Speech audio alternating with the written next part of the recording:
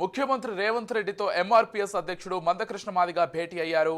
హైదరాబాద్ జూబ్లీహిల్స్ నివాసంలో సీఎంను కలిశారు. ఈ సందర్భంగా ఎస్సీ వర్గీకరణపై సుప్రీంకోర్టు తీర్పును అమలు చేయాలని ముఖ్యమంత్రికి మందకృష్ణ మాదిగ విజ్ఞప్తి చేశారు.